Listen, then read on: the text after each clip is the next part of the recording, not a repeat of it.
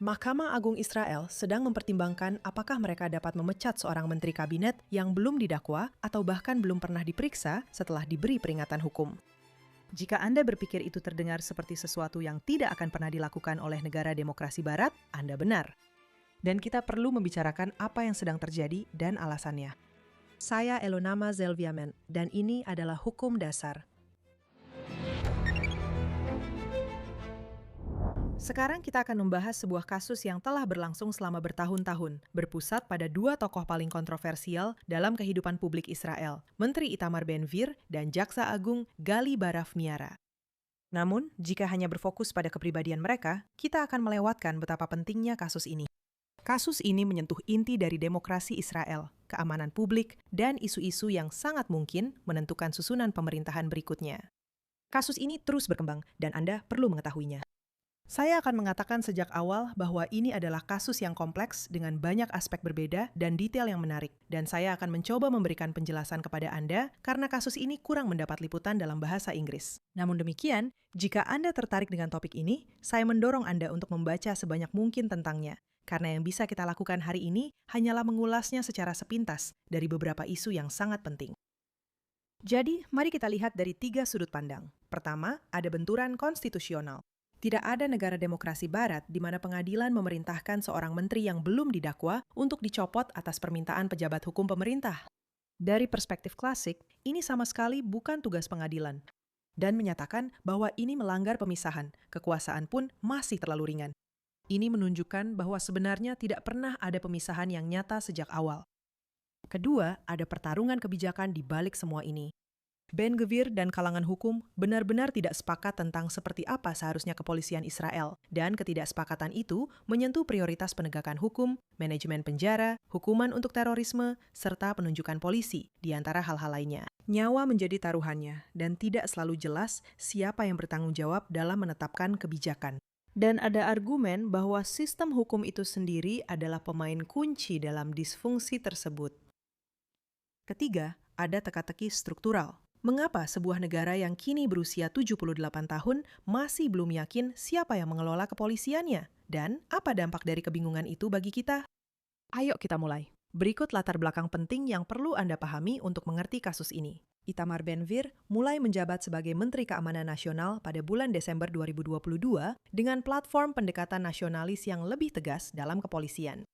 Bentrokan dengan kalangan hukum pada dasarnya dimulai sejak hari pertama. Pandangan mereka adalah bahwa para menteri menetapkan kebijakan secara garis besar dan tidak ikut campur dalam operasional. Menurut pandangannya, dia telah terpilih untuk mengubah cara kerja polisi dan akan menggunakan setiap instrumen hukum untuk melakukannya. Dan karena ini adalah Israel, sebuah petisi segera diajukan untuk membatalkan pengangkatannya dengan alasan standar ketidakwajaran yang ekstrim.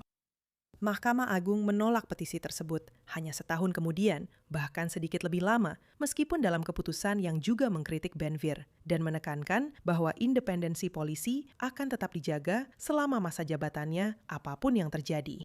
Lebih banyak petisi diajukan setelah dia menjabat sebagai menteri selama beberapa waktu, dan petisi-petisi tersebut berusaha memaksa Perdana Menteri untuk memecat Ben-Gvir dengan alasan yang sama. Jaksa Agung meminta Perdana Menteri untuk mempertimbangkan kembali pengangkatannya. Ben-Gvir sempat mengundurkan diri dari jabatannya pada awal tahun 2025 sebagai bentuk protes terhadap kesepakatan terkait Sandra di Gaza dan diangkat kembali tak lama kemudian meskipun ada keberatan dari Jaksa Agung.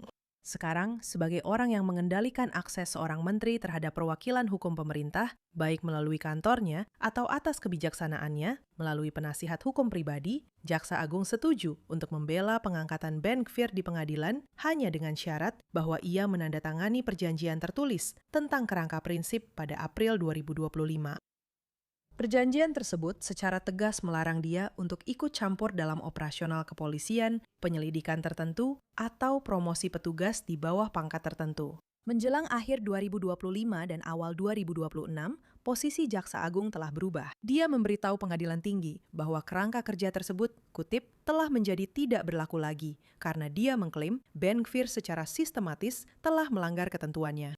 Dia mengutip komentarnya di depan umum tentang investigasi yang sedang berlangsung, keterlibatan langsungnya dalam taktik pengamanan demonstrasi, dan upayanya untuk mengabaikan kepala kepolisian dalam pengambilan keputusan terkait personel.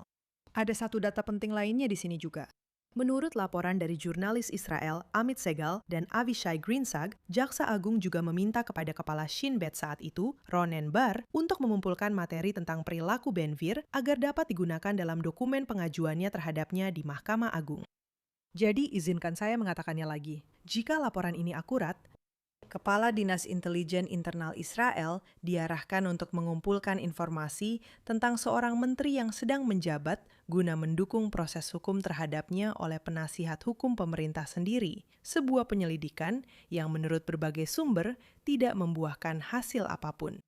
Sekarang, tim Ben Gvir menolak sebagian besar klaim faktual Jaksa Agung. Yang dia tegaskan berulang kali, dalam sidang maupun di luar sidang, adalah bahwa dia telah memegang kendali kuat atas penunjukan-penunjukan.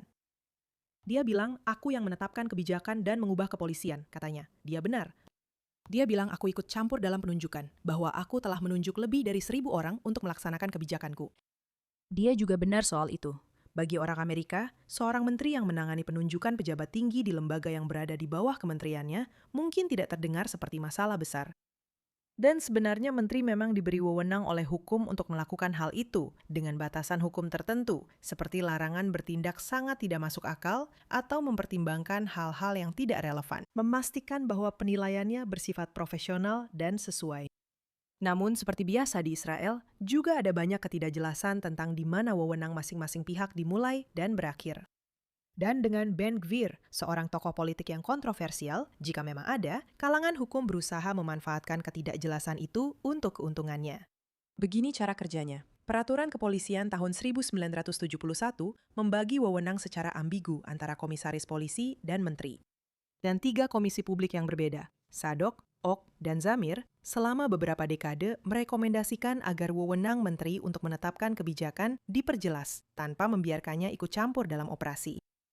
Rekomendasi-rekomendasi tersebut tidak pernah dijadikan undang-undang hingga amandemen 37 pada tahun 2022 yang sebagian dibatalkan oleh Mahkamah Agung dan sebagian lagi diperjelas pada tahun 2025. Sementara itu, seperti yang sudah pernah kita bahas di sini, kekuasaan Jaksa Agung atas perilaku menteri yang tidak pernah diatur dalam undang-undang berkembang melalui jurisprudensi menjadi sesuatu yang mendekati hak veto. Sekarang, dalam praktiknya, menteri diizinkan untuk merumuskan kebijakan umum bagi kepolisian, tetapi tidak boleh memberikan instruksi spesifik tentang pelaksanaan atau terlibat dalam operasi tertentu. Pengadilan ini juga telah mewajibkan Ben Gvir untuk berkonsultasi dengan otoritas hukum mengenai kebijakan yang berkaitan dengan demonstrasi dan penyelidikan. Dan mungkin isu yang paling diperdebatkan adalah soal penunjukan personel, di mana argumen utama terhadap Ben Gvir adalah bahwa dengan menunjuk pejabat yang setuju dengan kebijakannya, dia telah mengorbankan independensi kepolisian. Sekarang, argumen tandingan untuk hal ini tentu saja adalah bahwa menteri tidak hanya diberi wewenang secara hukum dan oleh koalisi yang terpilih secara demokratis untuk melakukan penunjukan, tetapi juga bahwa posisi menteri akan kurang berarti tanpa wewenang tersebut. Seperti yang pernah dikatakan Presiden Reagan, personel adalah kebijakan. Itu tidak berarti bahwa setiap penunjukan akan selalu baik, dan faktanya, Anda akan menemukan banyak orang baik dari pihak kanan maupun kiri yang memiliki kritik dalam kasus ini. Itu juga tentu saja tidak berarti bahwa penunjukan sepenuhnya berada di bawah diskresi menteri. Seperti yang saya katakan sebelumnya, ada larangan untuk membuat penunjukan yang sangat tidak masuk akal atau yang didasarkan pada pertimbangan di luar ranah profesional. Jadi, mari kita lihat sebuah contoh di mana semua hal ini memuncak, dan itu adalah kisah petugas polisi Renat Saban. Bagi mereka yang berada di arus utama hukum, kasus ini tampak seperti kisah yang jelas tentang Ben Gvir yang menghambat promosi seorang petugas polisi karena alasan politik. Dan bagi mereka yang berada di pihak kanan, ini adalah pelajaran utama tentang bagaimana kelompok penjaga gerbang dan yudikatif telah mengabaikan hukum tertulis ketika bertentangan dengan agenda mereka. Saban sedang dipertimbangkan untuk promosi ke posisi komisaris besar dan telah menerima rekomendasi yang diperlukan dari staf senior kepolisian dan hukum. Ben Gvir awalnya telah menyetujui kenaikan pangkat tersebut dengan syarat dia menyelesaikan kursus yang diwajibkan. Namun, setelah muncul informasi tambahan tentang dirinya, Ben Gvir menunda persetujuan akhir atas promosinya. Saban telah menjadi penyelidik utama dalam kasus-kasus Netanyahu, khususnya kasus 4000, yaitu kasus dugaan pertukaran basic demi pemberitaan yang menguntungkan. Namun, kesaksiannya di persidangan tahun 2025, jika dinilai secara objektif, bisa dibilang cukup berantakan. Dia mengakui telah berbohong kepada saksi negara dan tiba-tiba mengalami amnesia yang tampaknya sangat kebetulan. Menjawab, "Saya tidak ingat," puluhan kali. Selain itu, Mahkamah Agung sebelumnya telah menyoroti dirinya karena penyimpangan prosedural terkait penggeledahan ponsel ilegal milik para penasihat Netanyahu. Saban menggugat, mengklaim bahwa Ben Gvir tidak memiliki wewenang untuk mempertimbangkan kembali persetujuan awalnya dan bahwa penundaan promosi dirinya terkait dengan pertimbangan ilegal. Dan dengan melakukan itu, dia berbicara tentang ketakutan yang mendalam dan sah dari banyak profesional penegak hukum bahwa kemajuan karir mereka mungkin terhambat oleh pertimbangan politik, bukan pertimbangan profesional. Kamu tentu tidak menginginkan hal itu. Kamu tidak ingin menghambat atau membelokkan kesaksian penting polisi hanya karena seorang petugas merasa harus mengikuti arus. Di sisi lain, Ben Gvir mengklaim bahwa dia dapat meninjau kembali keputusan tentang promosi dan bahwa dia ingin pencarian fakta tambahan tentang Saban. Dan bagi mereka yang mengikuti persoalan ini, bahkan mungkin terlalu saksama, ini adalah klaim yang mirip dengan yang dibuat oleh Jaksa Agung itu sendiri. Ketika, dalam kapasitasnya sebagai penasihat, dia membuka apa yang pada dasarnya merupakan penyelidikan tanpa akhir terhadap dan akhirnya menggagalkan pencalonan kandidat komisaris layanan sipil Roy Kachlon. Sementara Ben Gvir pada awalnya memang menyebut kesaksian Saban dalam kasus Netanyahu sebagai salah satu alasannya pelanggaran yang disebutkan oleh Mahkamah Agung memberikan dasar lain untuk penundaan tersebut. Pengadilan Distrik Yerusalem memihak Saban, memeriksa penggunaan wewenang Ben Gvir dan memutuskan bahwa tidak ada dasar yang ditunjukkan, membenarkan pencarian fakta tambahan. Pengadilan menemukan bahwa Ben Gvir telah bertindak berdasarkan pertimbangan yang tidak semestinya tersebut. Dan ketika dia tetap pada pendiriannya, pengadilan mengambil langkah yang belum pernah terjadi sebelumnya, dengan memutuskan bahwa promosi Saban memiliki kekuatan hukum secara retroaktif, meskipun dia gagal menandatangani. Jadi, dalam istilah praktis, ini berarti bahwa pengadilan campur tangan dalam penunjukan tersebut, memberikannya kekuatan hukum tanpa dan bertentangan dengan keinginan eksekutif. Sekarang, Jaksa Agung menganggap kasus Saban sebagai contoh paling jelas tentang Ben Gvir yang menyalahgunakan kewenangannya untuk tujuan politik. Dan pihak kanan Israel menganggapnya sebaliknya. Para pengawal institusi merapatkan barisan untuk menempatkan seorang pejabat tertentu di atas seorang menteri yang sedang menjalankan kewenangan berdasarkan undang-undang. Jadi, muncul pertanyaan, bukankah suatu perkara yang sangat tidak wajar seharusnya lebih jelas bagi lebih banyak orang? Apa yang terjadi ketika standar ini, yang awalnya dimaksudkan untuk diterapkan secara jarang dan netral, diartikan oleh setidaknya satu pihak spektrum politik, jika tidak keduanya, sebagai aturan serbaguna yang memungkinkan sistem hukum masuk ke dalam pengambilan keputusan politik. Dan itu hanyalah salah satu bahaya di sini. Yang paling besar adalah bahwa tidak ada satupun dari ini, maupun keluhan hukum apapun yang diajukan terhadap Ben Gvir, beberapa di antaranya mungkin memang dapat dibenarkan sebagai kritik politik yang mencapai tingkat pelanggaran pidana. Namun demikian, dengan Saban sebagai salah satu contohnya, para pemohon dan Jaksa Agung Israel sendiri berusaha untuk menyingkirkan seorang menteri yang sejak awal memang tidak mereka inginkan menjabat. Dan ironisnya, argumen yang diajukan di sini adalah bahwa catatan kumulatif dari tindakan-tindakan yang bisa dibilang salah tersebut dianggap sebagai upaya mempolitisasi dan menyalahgunakan polisi sebagai alat politik, sehingga merusak independensinya. Namun kecuali ada hukum yang dilanggar, apa yang membedakan tuduhan itu dari preferensi politik sejak awal? Dan jika tidak ada hukum yang dilanggar, apa prinsip pembatas bagi sistem hukum dan bahkan warga biasa untuk sekedar menggagalkan kebijakan yang tidak mereka setujui? Lagi pula, jika hukum itu sendiri menjadi politis dalam pelaksanaannya, lalu apa arti dari gagasan independensi kepolisian? Dan bagaimana masyarakat yang sangat terpolarisasi dapat mempercayai institusi-institusi yang memiliki begitu banyak kekuasaan atas mereka atas nama melindungi kepentingan publik? Semua pertanyaan itu membawa kita ke hari Rabu lalu, di mana ketidakjelasan hukum, meningkatnya sifat konflik konstitusional yang tak pernah usai, dan satu hari penuh sengketa hukum dipertontonkan. Itu adalah sidang yang luar biasa. 9 hakim agung hampir 10 jam lamanya. Publik dilarang masuk untuk menghindari gangguan. Ngomong-ngomong, dilarang oleh pengadilan yang sama yang hanya seminggu sebelumnya telah membatalkan pedoman keamanan masa perang yang membatasi jumlah orang di demonstrasi anti-pemerintah karena kesucian kebebasan berekspresi dalam demonstrasi. Apakah pengadilan bisa memutuskan bahwa Perdana Menteri dapat dipaksa untuk memecat seorang menteri yang tidak didakwa melakukan kejahatan apapun? Apakah demokrasi Israel akhirnya jatuh seperti dalam kisah Alice in Wonderland sampai ke ujung lubang kelinci? Pengacara Ben Gvir, David Petter, dengan tegas merangkum versi paling konfrontatif dari kasus sang menteri kepada para hakim. Dia berkata, Anda tidak punya wewenang.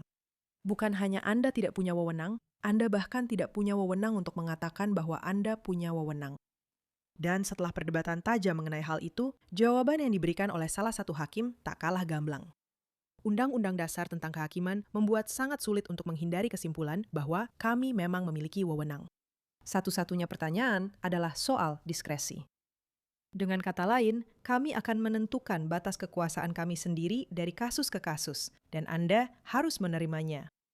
Pengacara Netanyahu, Michael Rubello, menekankan poin undang-undang yang gamblang, hukum dasar. Pemerintah memberikan wewenang untuk mengangkat dan memberhentikan menteri kepada Perdana Menteri dan bukan kepada pengadilan. Hakim Solberg membantah argumen itu dengan mencatat bahwa para pemohon memang tidak mengandalkan dakwaan, tetapi pada serangkaian insiden konkret, dan bertanya bagaimana pengadilan harus menangani catatan perilaku secara keseluruhan. Menurut saya, percakapan-percakapan ini adalah inti dari kasus ini. Langkah doktrinal yang dicari-cari oleh para hakim adalah apakah akan memperluas atau menyimpang dari putusan Deri Pinchasi tahun 1993. Dalam kasus itu, Mahkamah Agung memerintahkan Perdana Menteri Rabin untuk memberhentikan 2 menteri yang didakwa tetapi belum divonis bersalah atas korupsi, dengan alasan bahwa kegagalan untuk melakukannya dianggap sangat tidak masuk akal. Tidak ada undang-undang Israel yang mewajibkan pemecatan tersebut. Tidak ada, dan hingga kini masih belum ada preseden atau paralel di sistem hukum barat manapun di mana sebuah pengadilan menyatakan dirinya berwenang untuk memberhentikan menteri dari jabatannya berdasarkan standar common law yang diciptakan sendiri tanpa adanya undang-undang. Ben Gvir, 33 tahun kemudian, adalah perpanjangan dari doktrin itu ke wilayah yang bahkan Deri Pinchasi sendiri tidak akan capai karena tidak ada dakwaan. Atau dalam kerangka alternatif, seperti yang dicoba oleh beberapa hakim, ini adalah kategori yang sama sekali berbeda, yang tidak didasarkan pada kriminalitas, melainkan pada perilaku secara keseluruhan. Jadi, di mana posisi kita sekarang? Pada tanggal 16 April, sehari setelah sidang, pengadilan mengeluarkan perintah sementara. Keputusan akhir masih menunggu.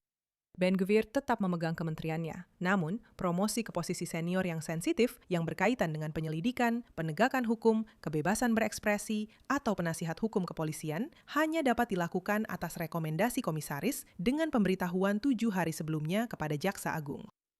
Ben Gvir dilarang memberikan komentar secara publik tentang penggunaan kekerasan oleh polisi.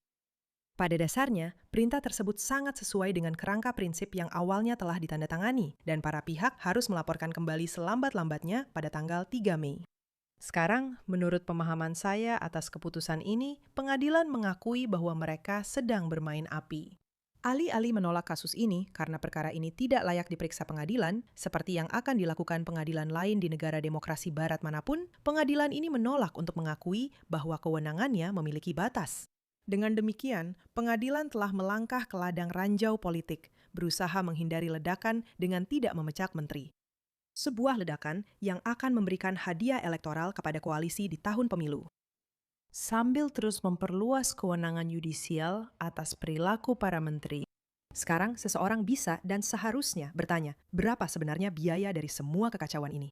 Dan meskipun sejauh yang saya tahu, belum ada yang menghitung gambaran penuhnya, saya akan memberikan satu contoh yang jelas. Mari kita lihat tingkat pembunuhan yang luar biasa tinggi di komunitas Arab di Israel. Angka tersebut naik dari 96 nyawa yang hilang pada tahun 2020 menjadi 116 pada tahun 2022, lalu menjadi 244 pada tahun 2023, dan 252 pada tahun 2025, tahun paling mematikan yang pernah tercatat.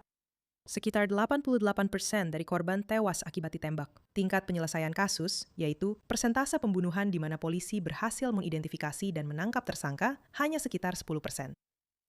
Sekarang, godaan yang jelas di sini adalah menyalahkan Menteri Keamanan Nasional yang secara resmi memimpin kepolisian.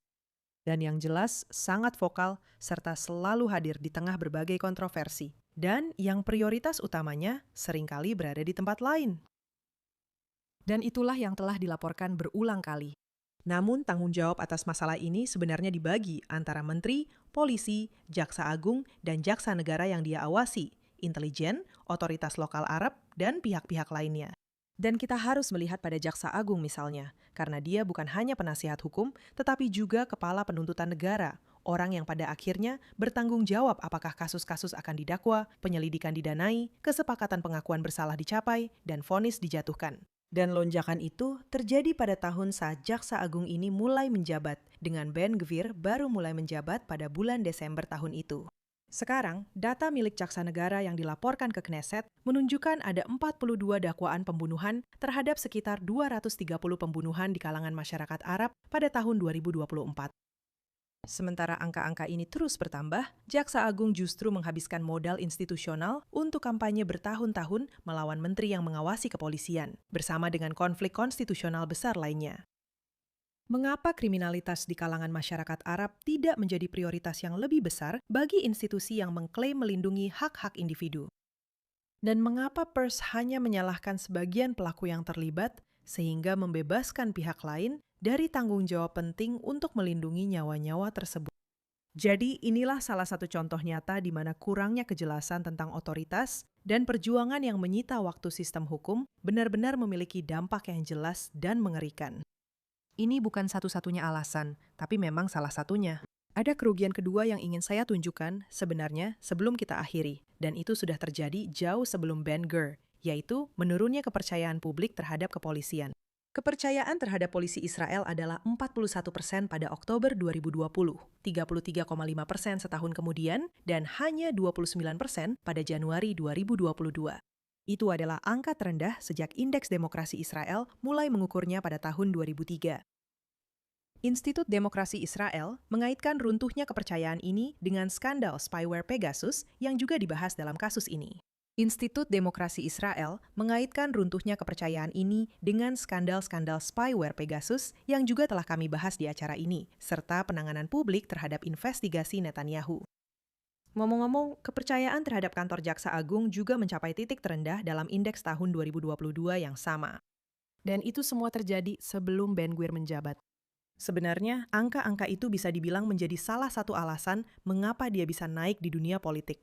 Dan selama dia menjabat, angka-angka itu tetap rendah, menandakan ada lagi satu institusi yang membutuhkan reformasi besar-besaran. Namun dengan adanya benteng peradilan yang melindungi, bahkan mungkin terlalu melindungi, sistem-sistem ini dari upaya politik untuk mengubahnya, sekarang kita dihadapkan pada pertanyaan bagaimana hal itu bisa terjadi. Jadi, sekarang bagaimana? Kita menunggu untuk melihat bagaimana hasilnya setelah kesepakatan baru diajukan pada tanggal 3 Mei. Kerangka sementara ini tentu saja sudah memicu ketidaksepakatan dengan para pihak kembali ke pengadilan untuk memperjelas bentrokan-bentrokan baru. Saya ragu Ben Gvir akan dipecat, tapi itu tidak berarti kita bebas dari dampaknya. Kasus ini akan menjadi preseden, membuka jalan bagi pemecatan menteri di masa depan jika semuanya terus berjalan ke arah ini. Dan selain membalikan konsep klasik tentang tujuan pengadilan sejak awal, pendekatan ini menimbulkan kekacauan dan perpecahan dalam pengelolaan penegakan hukum. Juga, jangan salah paham tentang kemungkinan reaksi politik yang akan terjadi. Mungkin memang tidak ada dakwaan yang diajukan di sini, tetapi para pemilih di pihak kanan melihat ini sebagai sebuah tuduhan terhadap perwakilan mereka, koalisi mereka, dan diri mereka sendiri. Mereka akan bereaksi. Selama setahun terakhir, sebuah kampanye publik yang dipimpin oleh seorang ahli hukum terkemuka telah mengumpulkan lebih dari 120.000 tanda tangan pada petisi yang meminta pemerintah Amerika untuk memberikan sanksi kepada pejabat politik dan yudisial tertinggi Israel, termasuk Hakim Ishcha Kamit dan Jaksa Agung Barav Miara, atas peran mereka dalam menghalangi pemberian gerasi kepada Perdana Menteri. Sekarang, ini adalah langkah yang benar-benar saya tolak, dan saya percaya sepenuhnya melanggar prinsip kedaulatan yang sangat kita perjuangkan untuk dipertahankan. Namun, keberadaan petisi tersebut dan petisi sebesar itu harus dianggap sebagai peringatan bahwa sejumlah besar warga Israel mulai kehilangan kepercayaan pada solusi demokratis untuk masalah ini. Keyakinan mereka adalah bahwa hak sipil dan politik mereka dilanggar hanya karena siapa mereka dan bagaimana mereka memilih. Dan sekarang, mereka yang ingin menunjukkan kepemimpinan, bukan kekuasaan, melainkan kepemimpinan, harus bertindak secara bertanggung jawab dan menahan diri. Sedikit catatan pribadi sebagai penutup. Saya tumbuh besar dengan kisah para pendiri dan pahlawan Israel sebagai cucu dari kakek nenek yang berjuang bersama dalam gerakan bawah tanah untuk negara Yahudi. Sekarang, bagi mereka yang tahu sejarahnya, hubungan antara anggota dari berbagai kelompok bawah tanah ini tidak selalu harmonis, baik sebelum maupun setelah negara itu didirikan. Haganah misalnya, yang mewakili kaum Zionis buruh arus utama, kadang-kadang bekerja sama dengan Inggris melawan kelompok perlawanan saingan. Dan bahkan setelah negara itu berdiri dan berjalan, Pingkas Adom, yang pada dasarnya adalah kartu partai Mapai, adalah yang Anda butuhkan untuk mendapatkan pekerjaan di sektor publik. Dan jika Anda tidak memilikinya, Anda akan menderita. Setelah berjuang untuk negara itu, kakek nenek saya harus meninggalkannya demi mencari nafkah dengan 3 anak kecil, dan anak-anak mereka sebagian besar tumbuh di luar negeri. Jadi saya tumbuh dengan mengetahui hal-hal ini, dan tetap tidak pernah, sama sekali tidak pernah, mendengar sepatah kata buruk tentang Israel. Ini hanyalah perjuangan dari generasi pendiri yang telah membangun keajaiban dan mengorbankan darahnya untuk melakukannya. Kami diajarkan untuk mencintai tanahnya, negaranya, rakyatnya, masa lalu kami, dan potensi yang belum kami wujudkan bersama. Jadi sebenarnya saya selalu optimis bahwa apapun yang terjadi di tingkat tertinggi pemerintahan yang memang membutuhkan reformasi.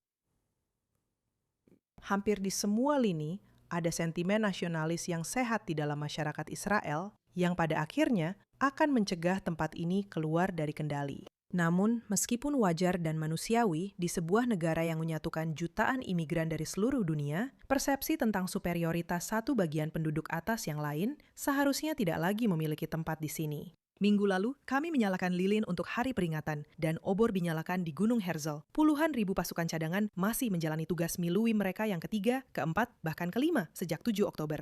Pada tahun 1947, di sebuah kafe di Tel Aviv, Nathan Altraman mendengar seorang komandan Haganah dan pendiri Palmah berbisik tentang berapa banyak yang akan gugur membela negara yang baru saja dijanjikan di atas kertas.